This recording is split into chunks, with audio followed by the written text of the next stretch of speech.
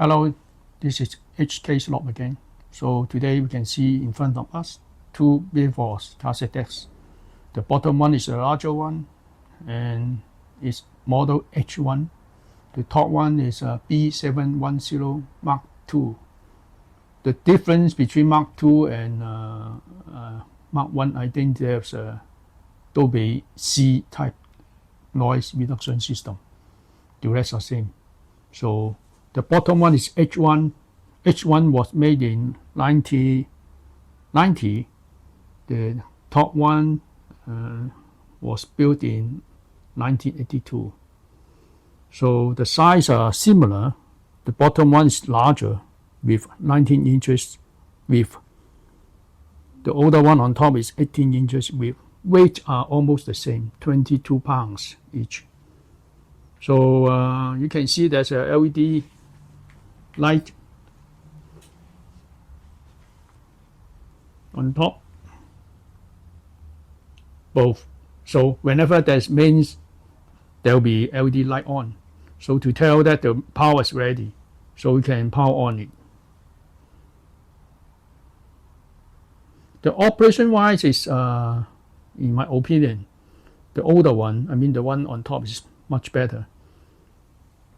And for the bottom one, apparently you can see the button display is not so clear, meaning the printing is too dark and should have better contrast. The white one, which is a white on gray panel, is more eye-catching. So, but once you use it, it's okay. And they both using the similar system of, mechanical system. It's a solid cast aluminum base where there are 4 motors mounted on it. Direct drive, low bells. Okay, maybe we can take a closer look. Okay, let's look at the operation. Power on here. For this one, power is here.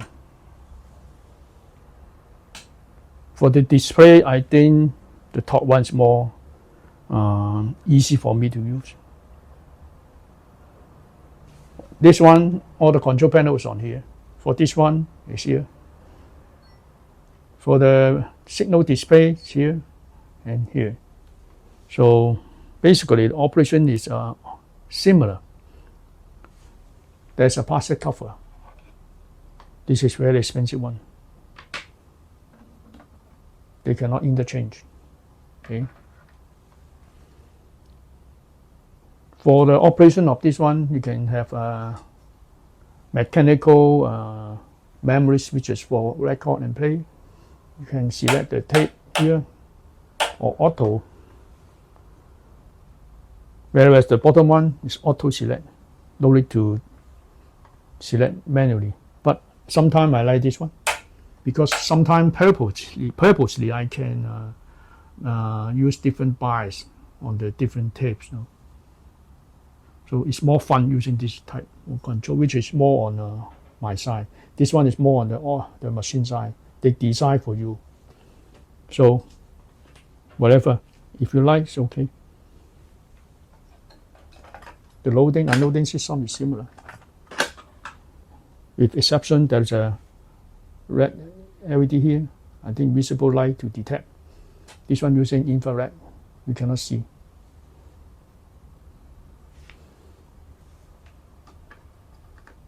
For the mechanical structure, it seems that this one even better, you know, whole piece of solid aluminum. Normally, we don't put cover when we play. The reason why I put 2 tape is to mark the position of the cassette tape. Sometimes it's easier to insert. Here, there is a mechanical stopper, something like that. But this is visible to me. This is non-visible to me. So, rewind,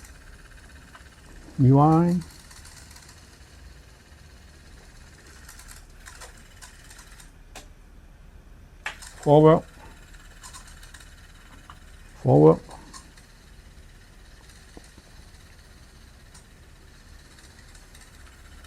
Stop. This one's for mic control. This is for record level control. This level control is by means of digital input, right? You can see here. Depends. I like this one more, easier. Because normally we put at the middle first and then start to tune up or tune down. Depends on the signal level and depends on the types of tapes. Of course, depends on the types of music. Okay, so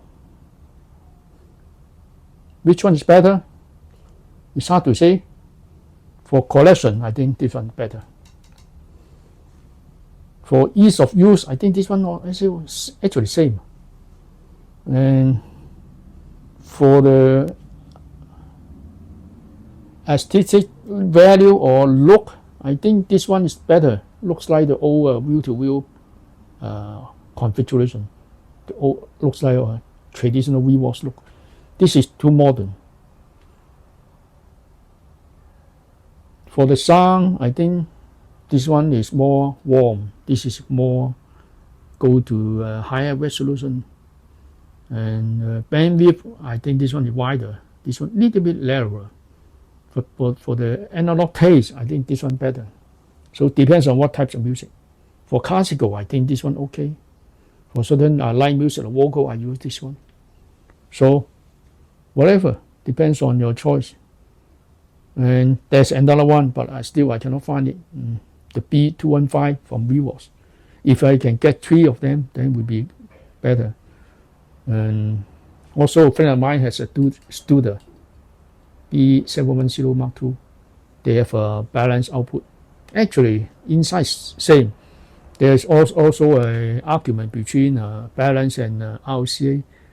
But to many people who are using them, I prefer for domestic use, I think RCA. For studio, I think balance. Because balance has an advantage. If the cable is long, they can have a better noise rejection ratio. But in our home use, signal cable is just 1 meter or 1.5 meter. It's nothing. So I prefer to use RCA. And actually, my amplifier all RCA. And it's an issue to have so many balance connector, mixed with RCA. So I standardize all with RCA. So this is my own preference. So for the sound, I think many people working in studio also mentioned that cassette tape actually better than CD. Of course, depends on the music type, depends on the system you have. But generally, I think cassette tape is better than CD because cassette itself is analog. CD is analog converted into digital, and before playback, and they convert back to analog. So there's a lot of losses between the conversion. And unless you use a very expensive CD player, still I can see that the image is not 3-dimensional. It's just planar.